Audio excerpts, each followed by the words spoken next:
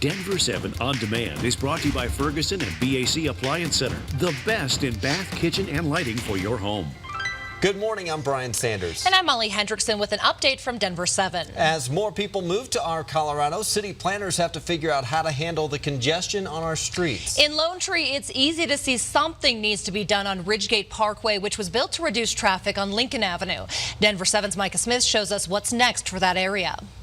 Ridgegate Parkway runs parallel to Lincoln Avenue and was actually built to relieve congestion on Lincoln. But now Ridgegate needs some relief itself. Plans are in the works to expand Ridgegate Parkway on the east side of I-25. The street will be widened to 2 lanes in both directions with the ability to accommodate additional lanes in the future. A couplet will also be put in place near Badger Gulch to separate the road into one-way streets and direct traffic in opposite directions. The city is also adding a 12-foot cycle track on the south side of the street and an 8-foot sidewalk on the north side.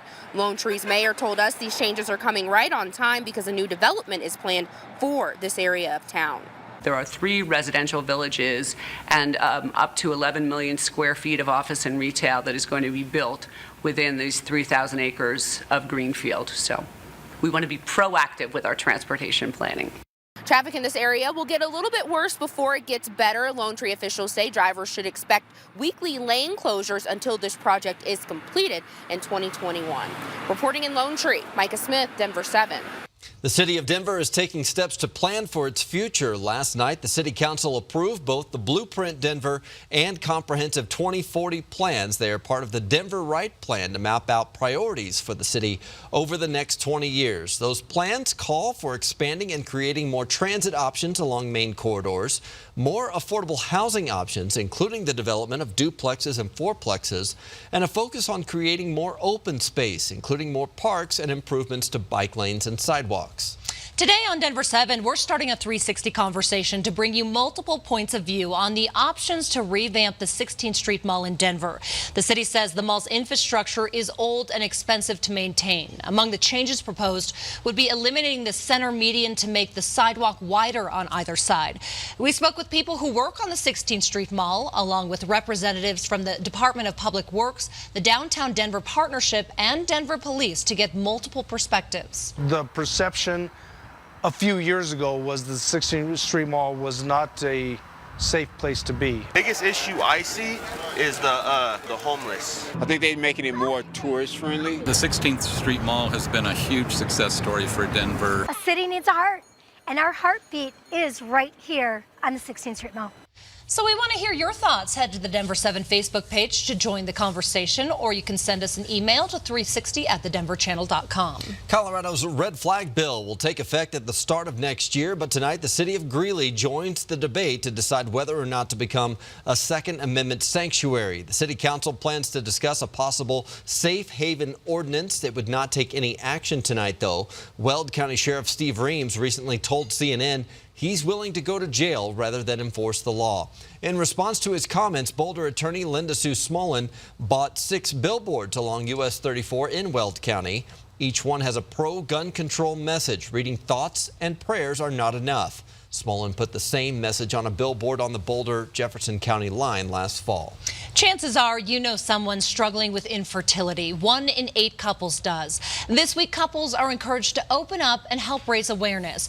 Denver 7's Nicole Brady shows us how a Colorado clinic is trying to help military families. One of the biggest challenges for military families is the fact that husbands and wives may be separated for long periods of time. That's certainly the case for Jessica and her husband Michael, who's stationed at Fort Carson. He's in Kuwait right now, and they've been trying for 4 years to have a second baby, a sibling for their daughter Hannah. Jessica found out about reproductive medicine and fertility centers in Colorado Springs. They provide free services for military members, including genetic testing, sperm freezing, and lower cost IVF. We spoke to Michael in Kuwait via Skype. He's grateful his wife can continue trying to have a baby while he's away. It's good to see some people out there that understand some of the hardships related to fertility that come with military service, and it's good to know that there's definitely some silver linings on those clouds. Now, the VA does provide fertility benefits, but only if the cause of the infertility is related to their service, for example, an injury. Michael isn't in a war zone right now, but for soldiers who are exposed to chemicals or if they're injured, that can lead to infertility. So servicemen and women are encouraged to see a specialist earlier in their careers. Nicole Brady, Denver 7. All right, Nicole, thank you. Tonight, the Nuggets hope to take a 3-2 lead over the Spurs as their first-round series shifts back to the Pepsi Center. The two teams have traded wins back and forth, each winning a game on the other's home court. So the Nuggets tied the series with a win in San Antonio on Saturday. It was the team's first win on Spurs home court in more than 6 years, and tonight they hope to build on that momentum. Tip-off is at 7:30. Let's get a check of your forecast from Lisa. And it's going to be a much prettier day today. Now, we do have some cloud cover this morning. We're looking at some drier conditions, though. That's Pearl Street there in Boulder. Yesterday at the same time, it was pretty wet. Now we're going to gradually see some clearing skies. We're in the low to mid 40s this morning, but we should see, it looks like by about 10 o'clock, temperatures closer to 50 and then more sunshine later on today. That's going to help to get us into the mid to upper 60s. So a high in Denver right around 65 and then pretty mild overnight tonight into early tomorrow morning. Now tomorrow, Wednesday, we're going to be at about 72 to 75 degrees. Lots of sunshine expected starting early in the morning, and it's going to be a beautiful warm afternoon. It stays really mild. In fact, it's even warmer by the end of the week. A few showers possible late Thursday. Will be in the upper 60s to near 70. And then how does near 80 sound, you guys? Friday through Sunday, we'll see some cloud cover, but some summer-like heat building here in town.